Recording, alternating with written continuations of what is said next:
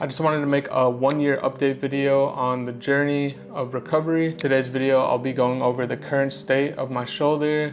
I'll be going over the mental and physical challenges and hurdles that I had to overcome. And by the end of the video, I'll answer if I would do it again, if I could go back in time. So I have previously made a 2-month and 6-month labrum recovery kind of update video, and I've received a lot of questions on those videos about how my current state is doing. So in this video, I hope to answer all of your questions, and if you have any more questions, just leave them down below. Just a quick recap of how it happened. 3 years ago, I was skateboarding with a friend and I was going over an A-frame. I slipped and I fell on my left armpit and my shoulder dislocated, and my adrenaline was going. I got up, my friend was like, "Oh my God, you good?"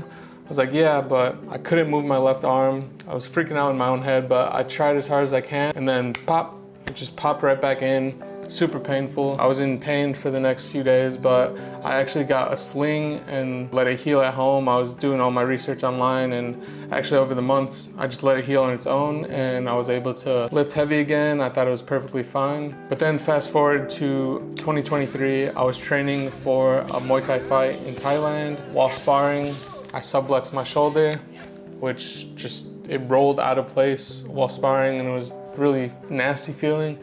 And I actually let it heal on its own again. A few months, took time off training. I really did everything I can to let it heal on its own. A couple months later, I was sparring with my brother and it subluxed again. So after that, I decided to chill out and not train, just take care of it and wait till I got an MRI in America. So mid 2024, I ended up going back to America and getting an MRI, seeing that it was fully torn, and if I wanted to lift and train how I wanted to, I would have to get a surgery, which I ended up getting July 12th of 2024. So it's been a little over a year and 1 month now. If you were interested in the 2-month progress or the 6-month videos, I do go over what to expect on surgery day and everything like that, and the initial recovery journey and physical therapy and everything like that. So if you are interested in watching those, I'll leave those in the description. Physical therapy was definitely the most painful part of this whole journey, and it's the most crucial part because you're breaking up all the healed tissue and breaking up all the scar tissue. So it's a very painful process, but super crucial to get your range of motion back. So if you're currently going through this or you're about to get surgery, I would highly recommend you ask as many questions to your doctor and your physical therapist and really get a strong understanding before you move forward. Really just listen to everything they say. Yeah, just stay on top of all the exercises and the stretches and just stay consistent, because the speed and the success of your recovery is highly dependable on the way you treat it. So I have talked about in previous videos that I had a loose sensation in my shoulder. The loose sensation definitely went away. It feels very stable and strong, but I still do have, let's see if the mic picks it up. I don't know if the mic picked that up, but I definitely do have popping in my shoulder if I move it a certain way. Annoying, but it's not painful. I definitely want to figure out what that is and consult with the doctor. Until then, you know, I'm dealing with that right now. Some mornings when I wake up, it's pretty stiff, so I definitely have to stretch it around.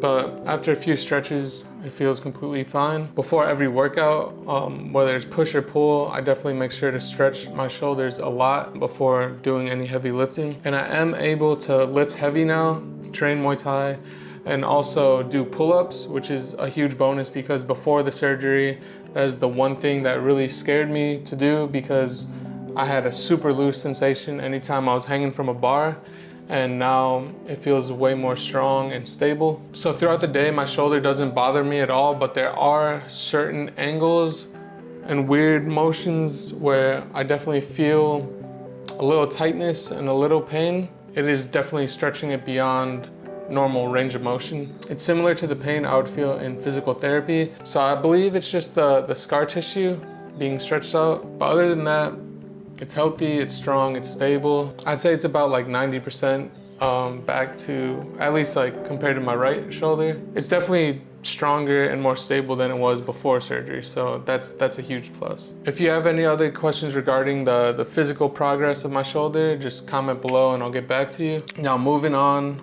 to the mental challenges, this is what affected me the most in the beginning. I was aware heading into the surgery that there was going to be some mental challenges, but I wasn't too sure because this was my first real injury or surgery, so I wasn't too sure how it would affect me. I was doing fine at first, following the prescribed schedule, doing the movements I was able to do, and just spending a lot of time on the couch. But very quickly, things started to get boring, things started to get depressing. So about the third day, I was feeling more and more bored and a bit more helpless. Wanted to work out, run around, and just do things that I couldn't do at that time, which led into a bit of a mental slump and just a self-sabotage cycle where, I was just thinking negative thoughts, feeling negatively. And what made this negative cycle even worse is that when I was filming and editing the first video, my MacBook actually completely died. I took it to the store to replace the battery, but they told me everything was gone. So everything in my hard drive that I didn't have backed up was just gone. So yeah, it was a pretty negative time, but that didn't last too long. A few days after that, I spent some time reflecting. I realized the position I was in and what I could do about it. And the only reason I was feeling negative and having these negative thoughts is because that's what I was putting my focus on.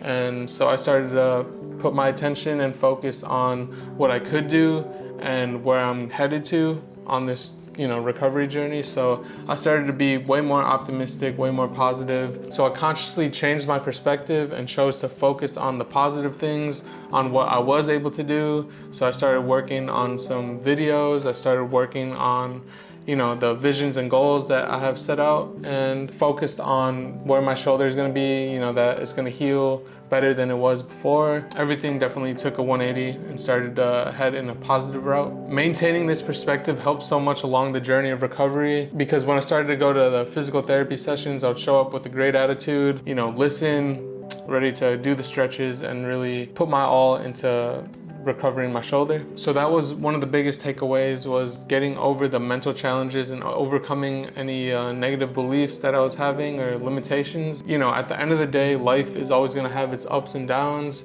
and it's always going to be full of lessons to be learned and just these opportunities to grow from. If you're going through this is a huge opportunity to really grow mentally and physically. And this whole recovery journey for me has strongly reaffirmed the importance of maintaining a conscious and aware perspective, focusing your attention on the positive, staying optimistic, and really focusing on your goals and what you want to accomplish, and not letting these negative or limiting beliefs, enter your focus or your attention. Just being extremely intentional on where you put your focus and attention, because wherever you focus on will grow. Your thoughts, your beliefs, your feelings on things, what you identify with, what you choose to believe, it's really a decision. And these things that you align with will become your reality. So it's very important to be intentional on where you put your attention. So if you're going through this recovery journey right now, I hope you have a healthy and speedy recovery. Listen to your doctor and your physical therapist.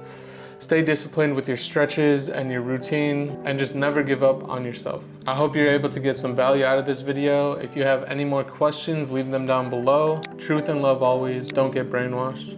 Peace.